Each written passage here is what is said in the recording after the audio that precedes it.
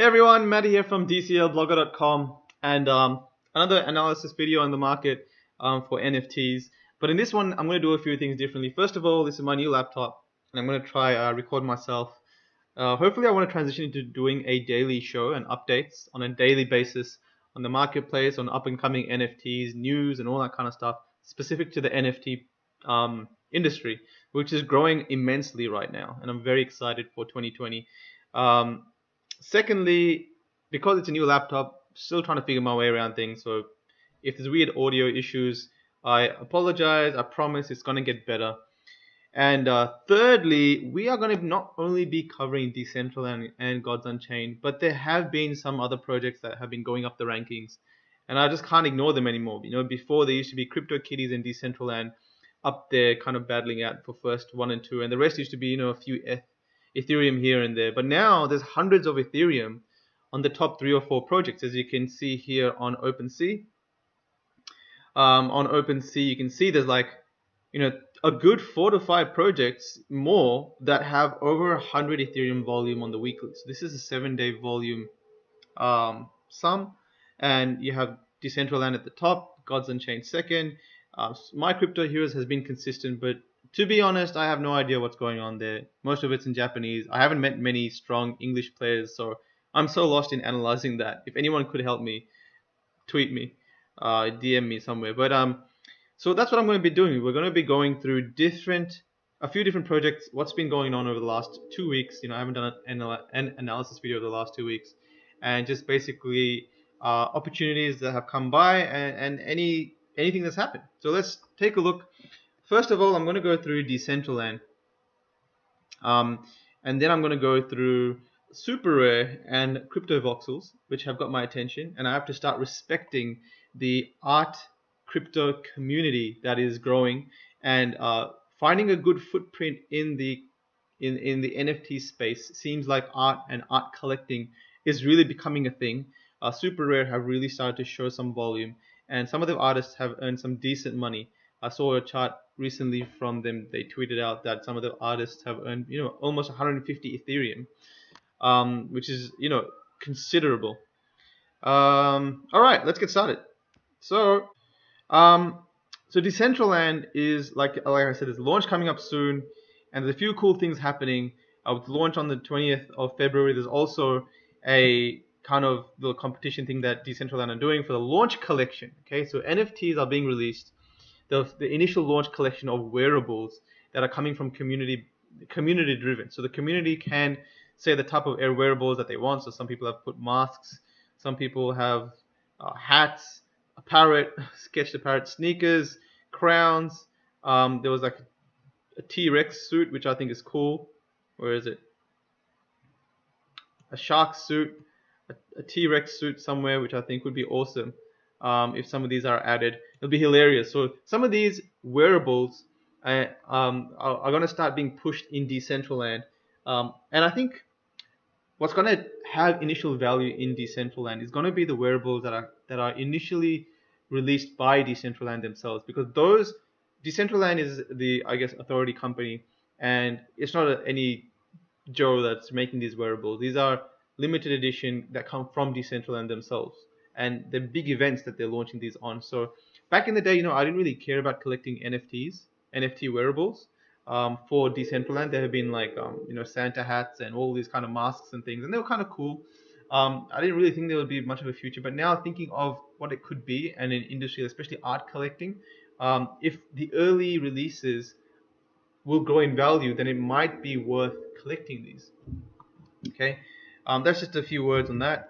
Since my last tweet, okay, so what I'm going to go through right now is the Decentraland land marketplace, and it's pretty cool to see that these are the cheapest lands at the moment. And you guys know, if you've been following my Decentraland analysis videos, you guys know that one of the first things I do is check out the cheapest lands in Decentraland. The reason is because this is the lowest entry point to invest in Decentraland land. There's all types of land. There's land that are not connected to anything, lands connected to roads, lands connected to projects or districts or close by to them. But overall, the cheapest land has been increasing in value. At auction, the first auction we had These lands sell at about 1 or 2,000 mana. Over the year or 2 years, they've been slowly creeping up. For a long time, they were stuck between 7 and 10,000 mana. Then a whale came in and bought them all. And then for a long time, they were stuck around 10,000 mana because in the second auction, we had another 9,300 lands released into the supply.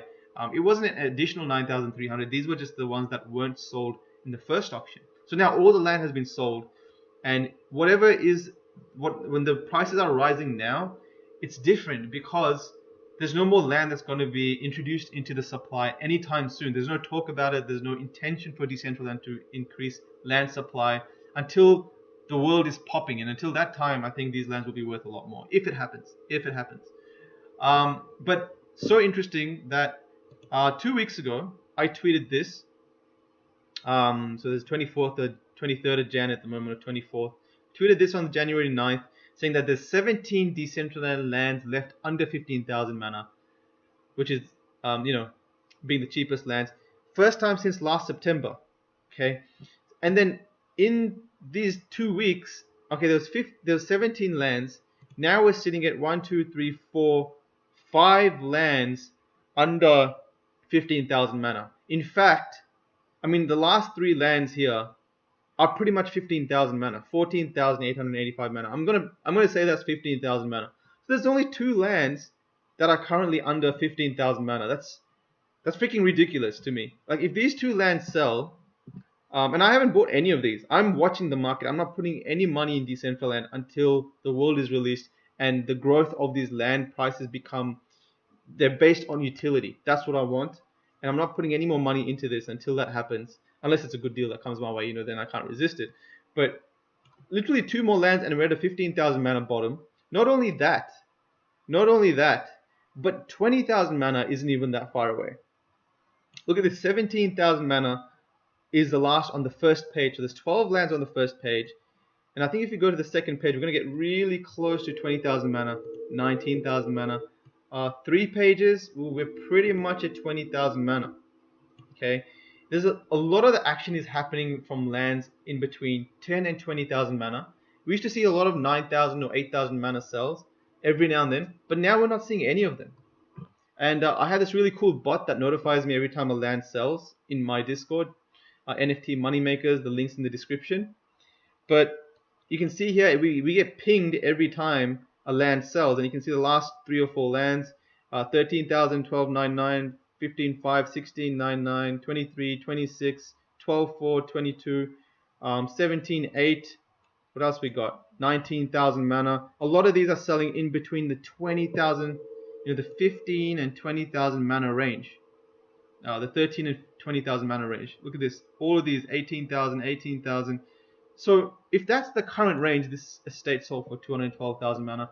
If that is the range that it's selling at the moment, then it's just a matter of time until that supply gets bought out too. And then suddenly we're at a 20,000 mana bottom. Maybe in 2 to 3 months. It's just going at a very fast rate at the moment.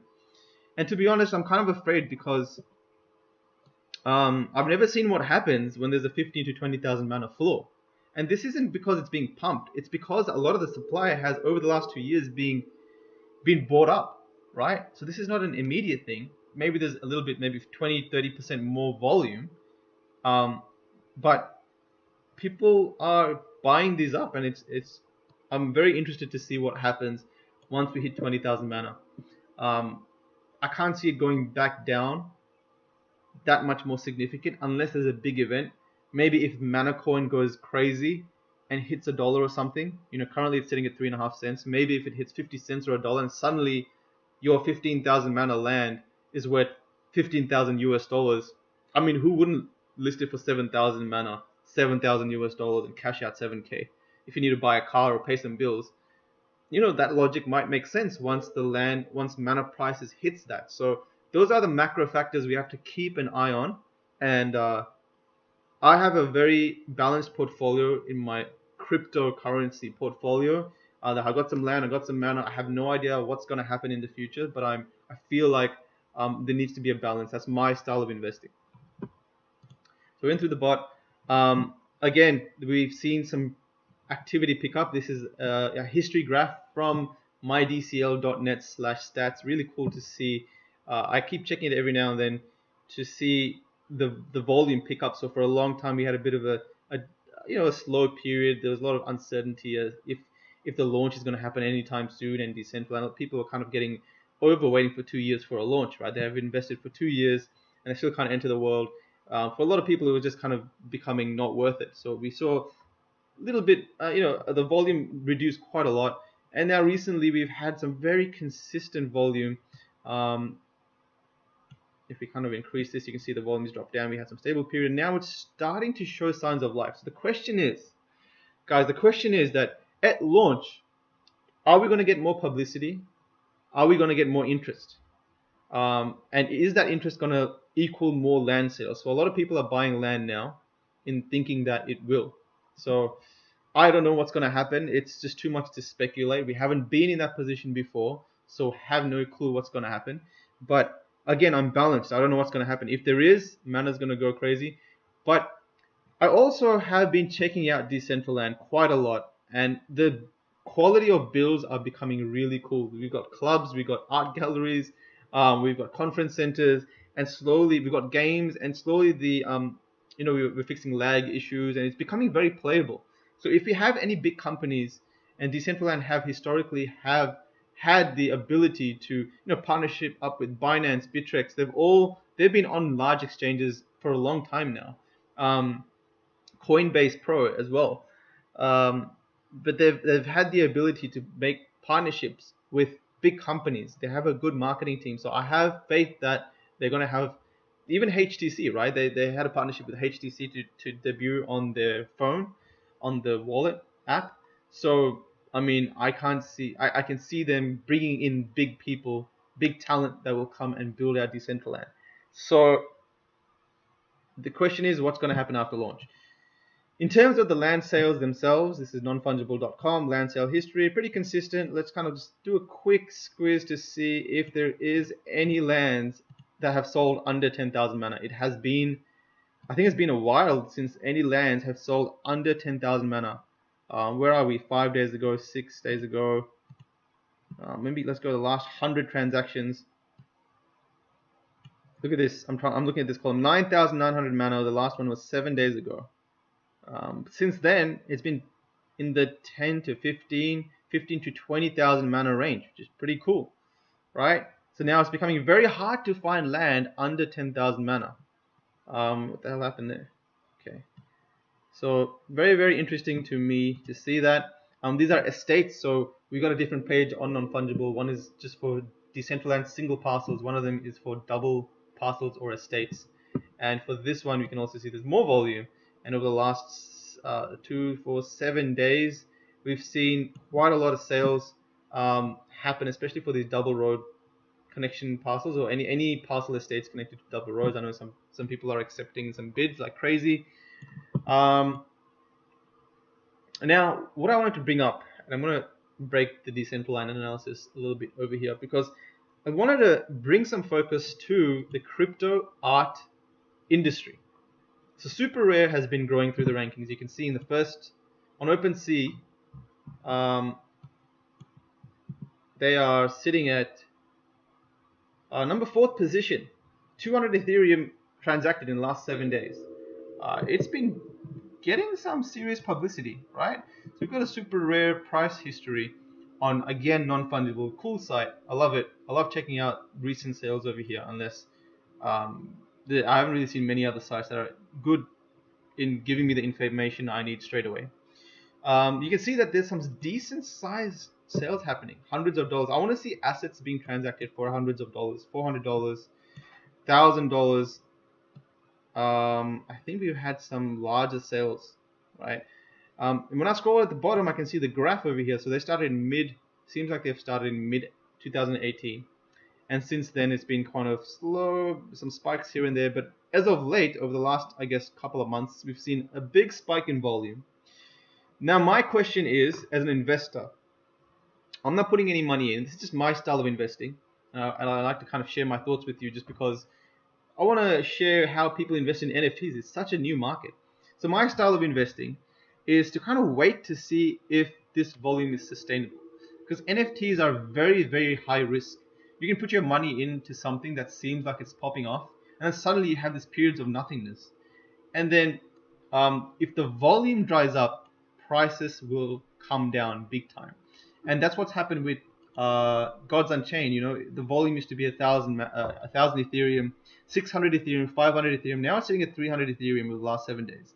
I'm not too concerned because I know Gods Unchained have a really good team. Um, their vision is long term, and they're based on a popular concept of trading cards digitally. And I personally am pretty addicted to collecting cards myself.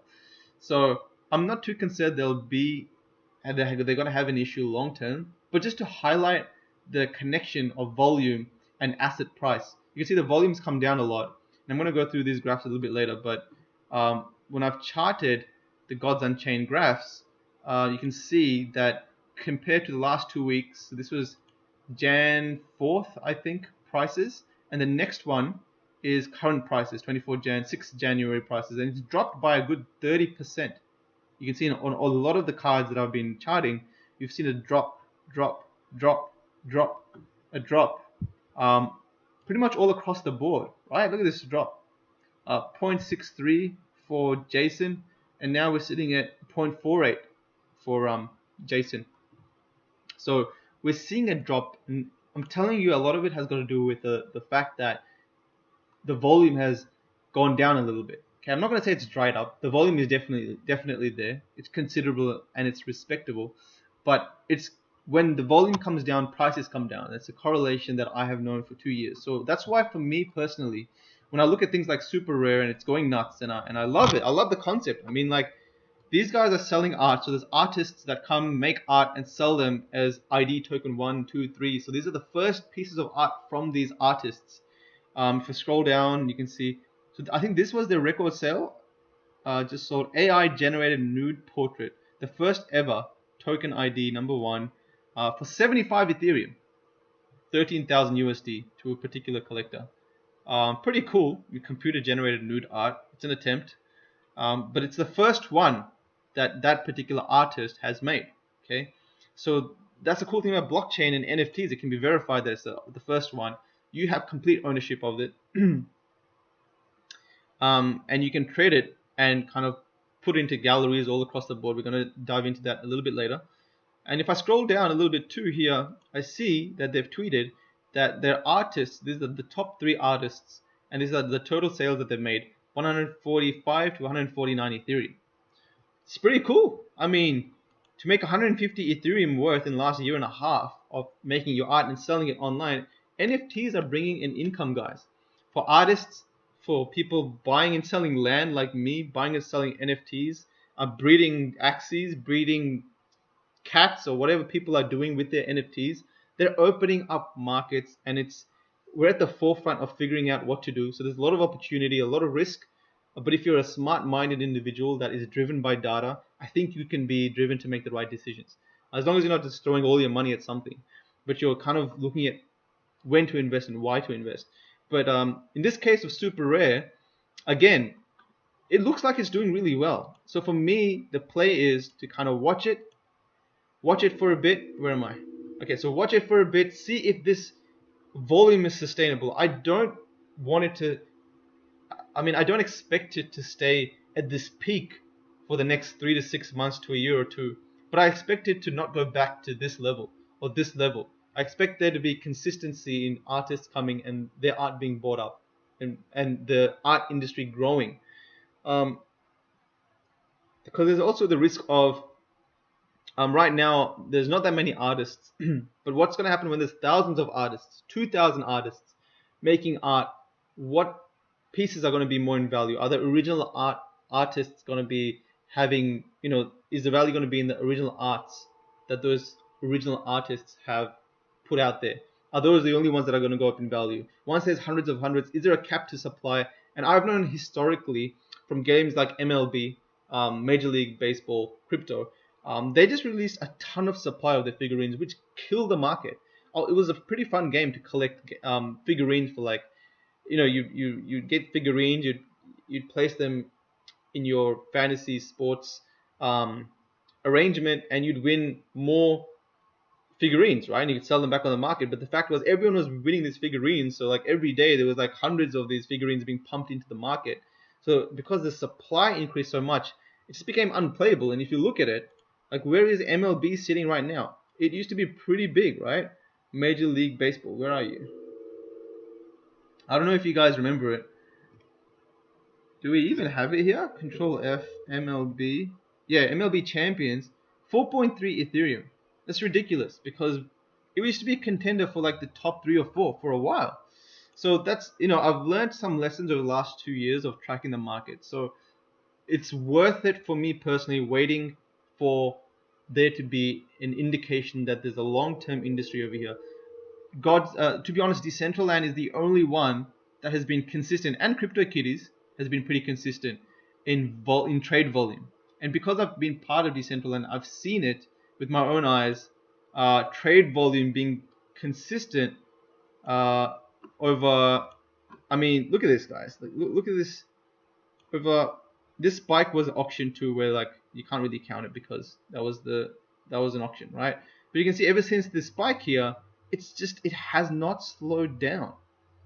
It slowed down here and there, but it's consistent in 50 to 100,000 to 500,000 mana days, and 100,000 mana is like 4,000 USD or 3,500 USD, which is about maybe 20 Ethereum. So $500,000 would be like 100 Ethereum. You have 7 of those days, and suddenly you're at 700 Ethereum weeks. So what I'm trying to tell you is that the only consistent data I have to go off is Decentraland. So I'm trying to figure out what's going to happen, like the new projects that are coming based off the lessons that I've learned from these previous markets. Anyway, too much talking about stuff that doesn't matter. So the art, so SuperRare. Utility-wise, graph-wise looks good. Utility-wise, it looks like people are making money. Artists are making money. Is it sustainable? Are more artists going to come down? People in CryptoVoxels, and you can also see CryptoVoxels is another NFT that's growing in the ranks. In fact, it's been up here for a while now. But big respect to CryptoVoxels. They have been around for a while. In fact, they were open way before Decentraland were. They were open for about 2 years. And I've seen them go from literally just black and white, nothingness to a lot of activity. And people are setting up galleries. People are setting up art galleries to display and showcase their art. And this is where crypto art is becoming a thing, and you can bring it into CryptoVoxel, which is pretty cool. And literally can enter and check out people's art, right? Now, it's kind of like a Minecraft type of thing, but it's getting more and more complex and cooler. So keep your eyes on CryptoVoxels. I'm going to start doing a little bit more of an analysis on the economics of these companies, SuperRare and CryptoVoxels, similar style that I do with Decentraland and Gods Unchained a little bit later. But right now, I've just got my eyes on them. Decentraland as well. I mean, it's starting to come out, and there's some really good content being made. You can see here. Now the lag with this is only because I'm running a recorder at the moment, simultaneous to the builder. If I reduce the settings over here, if I reduce the settings to low or basic, it's going to look a lot crapper, but it's going to run a little bit more fluid. You can see things load pretty much on the fly. But this is Museum District. So this is this district right here, Decentraland Museum. And each parcel of little pixel is 16 by 16 meters, as we know. But you can see Museum District, really, really cool. It's kind of hosted a ton of, you know what, I'm going to go to the higher settings over here.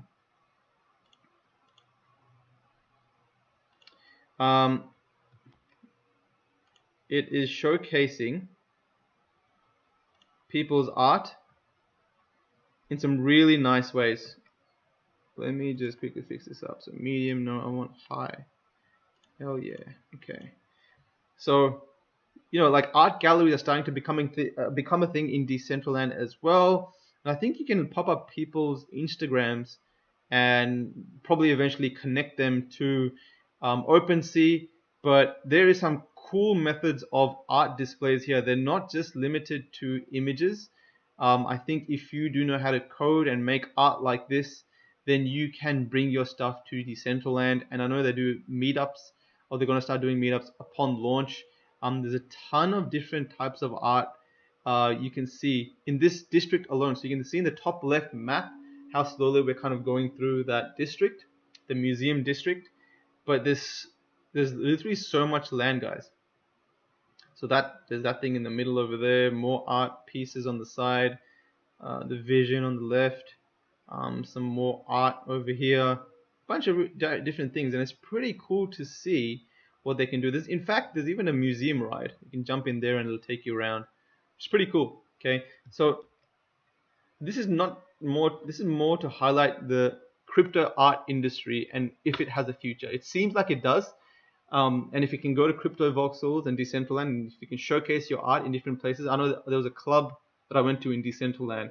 Sounds weird, but it was pretty cool. He was playing Japanese music thanks to Too Sad to Tell, Discord member, who made a really cool club. And he's got some imagery around his club, right? And he said, man, I'm open to people putting their art there. So imagine people going there for an event and your art being displayed and people liking it, so they click it and buy it. So that's the potential I see in those worlds, with crypto art coming to online worlds, metaverse worlds that support NFTs. So which is where Decentraland and CryptoVoxels are far ahead at the moment. All right, guys, that's it for that. I'm gonna start jumping into Gods Unchained, because that's what the analysis is about. It is about Decentraland and Gods Unchained primarily, but again, I'm gonna start covering the rest later on. So first of all, I'm gonna go through the data that I've been collecting. Like every week or two, I do a snapshot. So you can see 3rd December, 10th December, 22nd December. I've been lazy over the last 2 weeks. So I've had 6th January and then 24th January. So I'm kind of missing a week in between. But it is what it is, guys. It is what it is. So what I do is I picked a bunch of top legendary cards, the top epic cards, some top rare cards of Gods Unchained. If you're not familiar with it, you should be by now. It's a bunch of cards, trading cards you can buy and sell on the blockchain, to people on the open market, and play them in games. Verse them in tournaments. There's a tournament coming up with $500,000 in prizes as the prize pool. So it is an exciting space. They've got the game designer for Magic the Gathering, who previously used to work for Magic the Gathering, on board. So he's pushing the gameplay and how it all works, the economics, and the way it's going to work, and it's very exciting to see that. But for me, I feel like it's a good game and it has a future, just because the industry that it's trying to emulate, trading cards and NFTs, just seem to be like the perfect fit. But let's look at the data, guys. Let's look at the data, what's happened. Over the last 2 weeks, I think a lot of the hype has died down and a lot of the prices are just too inflated to continue to be sustainable, right? So 6th January, Jason Medea's Muse, which is the top card for Legendary, the Meteor version was selling for 0.63 Ethereum each. Okay, let's should we open that up? Let's check out the graph really quickly. So this one over here, you see it had a spike around this 0.6 mark. It's coming back down, but if you grabbed it early around 0.2, you'd still be up 2.5 times your investment. It's selling at 0.47 Ethereum, conservatively 0.4. If you want to catch 0.4, if you want to sell it immediately. But a lot of these cards have come down in prices. So this is the charting, the weekly charting that I do, and each little color is this when I've taken the snapshot. So pretty much 1 week difference in between each one of these colors on the graph for each asset name. So just for example, let's just say Jason, you can see that a lot of these have fallen over here. Boom, they've come down about 20 to 30% because just the top has not been sustainable.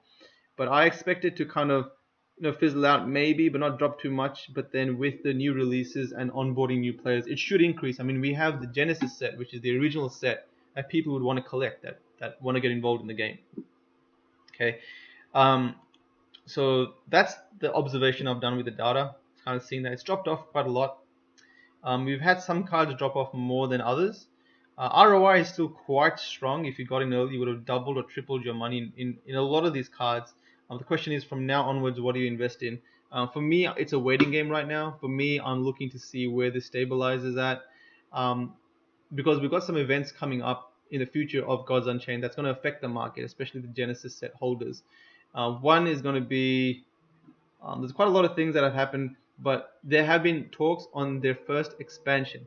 Okay, they're going to have an expansion set, which is beyond the Genesis set. They're going to be introducing new cards, and they're also going to be introducing the Etherbot cards. So with their first expansion, where's that money going to move in this NFT world? I personally feel like our NFT umbrella is quite small. So people in the NFT space, Gods Unchained, Decentraland, CryptoVoxels, all of these NFTs combined is actually quite small. So when there's some new project that gets released, money usually moves from one place to that place, right? Like we as a whole industry onboarding new users. The question is very slowly. There's been a lot of enthusiasts that jump in, that know what they're doing, that buy up a lot of new cards or a new pre-sale because they're excited. But is that new money? Rarely is it new money because they sell off assets somewhere else and jump into it over here. That being said, NFTs are so small in the overall crypto realm that once there is attention here, there's so much money to flood in. But specifically in this case for Gods Unchained, Genesis set holders, seems to be a new expansion coming out. Right, and the tournament that should, I don't know if that's going to counteract that, but I feel like some money is going to start flowing from the Genesis set to that new expansion. So there's not going to be as much publicity. There's going to be more cards in supply. And for the Genesis set holders specifically, I think we might find some kind of we're going to be stuck in a range for a little bit. The hype's over. The new investors are going to come through success of the game and any marketing efforts that Gods Unchained is going to do. So that's what I'm waiting for at the moment.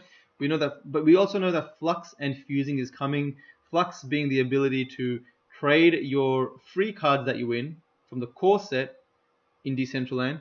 This is not the Genesis set. And fusing being the ability to merge 5 cards to upgrade it to the next level. So if you have 5 Meteorite Jasons, you can merge them to make them a shadow. If you have 5 shadows, you can merge them to make them a gold. If you have 5 golds, you can merge them to make them a diamond. So that's going to get rid of some supply. It's a good thing for Genesis set holders. So they seem to be not very far away. We also have promo cards, Blessed Chimera card migrations. They're trying to sort them out as soon as possible. So we've seen Blessed Chimera. We've seen Blessed Chimera reduce in its price quite significantly. In fact, we've seen quite a lot of dump them. I dare say dump their Blessed Chimeras because previously it was thought that there's only 607 Blessed Chimeras in circulation, but it looks like there's been a lot of chimeras that haven't been claimed yet, that once they're claimed and brought over to the new contract or whatever they need to do, there's going to be more supply added, and there's expected to be double the supply. And I urge everyone to confirm what I'm saying over here because that's what I've read. So if that's the case, then it makes sense that the price to reduce by double because there's just going to be a lot more supply. So in lieu of that, because of that, people are selling up their Blessed Chimeras in fear that when all this new supply gets introduced, the people that are claiming them, are they going to throw them on the market, and is this price going to dump? I feel it will. It makes sense that it will. The question is, are these going to be released at one time? Are they going to be drip feeded into the market? It's not an out of reach price, 2.5 or 2 Ethereum. I think it might stabilize between 1.5 and 2 Ethereum. Do we have enough whales that will just say, well, I'm just going to buy up 50 of these and then hold on to them? If that happens, then technically they're going to be taken out of supply for a short period of time. So that's come down quite a lot. In fact, it used to be 3 Ethereum and it was running really well. And then ever since there was a lot of talk about that, it kind of started, people started to sell these pretty frequently under 3 Ethereum. 2.5 now it's sitting at 2.3. I think I've seen a 2.2 or maybe even a 2 Ethereum sale. So that's that. 6 champions are chosen. So some new characters or some new card teasers. We talked about Blessed Chimera. One really cool thing is Token Trove have released an update where you can buy multiple cards at once without individual transactions. So previously, when you wanted to buy, say you wanted to buy If you go to Genesis, say you wanted to buy, I don't know what happened here. Say you wanted to buy a lot of, say, common cards. So common cards are pretty cheap. If we go to common meteorites, you can see they're pretty damn cheap, right? Like the highest price common card, apart from this first one, which is a promo card. So let's just keep the Genesis. 0.0031 Ethereum, 0.0031, 0.0021. In fact, if you go right down to the end, I mean, they're the peanuts, right? Like cents. So previously, there's been an issue because if you wanted to buy, say, 100 of these, you've had to buy them individually. So you have to click it, press buy, wait till the transaction opens, press approve. Click it, approve, click it, approve. In many cases, you have to change the gas individually. It's just being very frustrating trying to buy hundreds of these cards. Now, Token Trove have introduced the ability to mass buy these cards at, I think, 20 at a time. So if that's the case, then over time, these should be brought up pretty quickly. I can see some whales just being like, well, I'm just going to spend 50 Ethereum on collecting all of these common meteorite cards because who knows, they might be worth a lot of money in the future. So they might just buy up all these because it's just easier to do so now. Or there might be a collective effort to buy up all these cards. And if that happens, then we are going to see an increase in price for commons and rares because they're the ones that can easily be bought up in bulk and have a lot of room to grow. And I think if that happens, what's going to happen is the price of chests are going to go up higher, particularly rare chests, because rare chests, people don't really expect to get a legendary from a rare chest. They expect to get a rare card. So a legendary chest has gone up because legendary cards have gone up, right? You get 6 legendary packs in each chest. If one or two of them are either adjacent or any of the avatars, then suddenly you've got at least half your money back. With Genesis rare chest, you can find really crappy rare cards. It doesn't really justify a 0.24 Ethereum price. But if those rare cards and common cards go up in value quite a lot, maybe the cheapest is 0.02 for commons, maybe the cheapest for rares will be 0.05, then suddenly it might be worth the rare chests going up. So I've got a lot of these and I'm kind of waiting for that because I feel like it was just a matter of time until they introduce some new concept to buy bulk commons. And if that happens, that was my theory that rare chests will go up. Now it's just waiting and watching to see if it happens. So that's the interesting part about that. That's it, guys. I don't think there's anything else to talk about in terms of this. Token Trove, batch buying. So you can batch, sell, and buy, and for 35 cards at a time, which is pretty cool. That hopefully that increases as Ethereum gets more scalable. Hopefully we can start to buy and sell hundreds of tokens at a time, NFTs. But the space for 2020 seems very promising. This is looking like a very early coin market cap, with these starting to grow up in volume. But I mean, with so many projects, I feel like NFTs are here to stay. People collect them. They have utility. The utility keeps growing as these games are going to start being released. So it's going to be interesting to see what happens. Lastly, just follow me on Twitter if you can. I'm going to start doing a competition very soon where you can win something. I don't know what it's going to be for NFTs. A really quick mention about my recent tweet is this one, where it's very interesting to start to see what these charts look like. And this is from Token Trove for some of the cards. You can see they kind of resemble crypto coin movements, right? Because you got this initial stable pump, and you got a little bit of a stabilization. If you have a sudden pump, then you'll see a sudden decrease.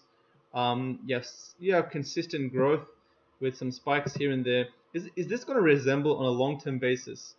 Is it going to resemble crypto charts, right? Cryptocurrency charts, Bitcoin charts, Ethereum charts.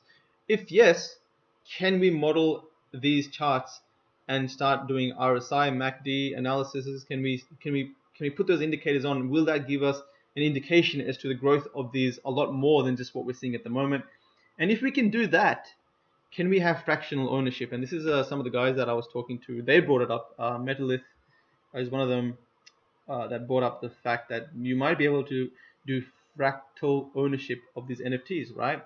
Maybe the owner might want to co-own 50%, so put 50% of ownership of that NFT out there in the market. You can own the other 50% by maybe ERC20 tokens.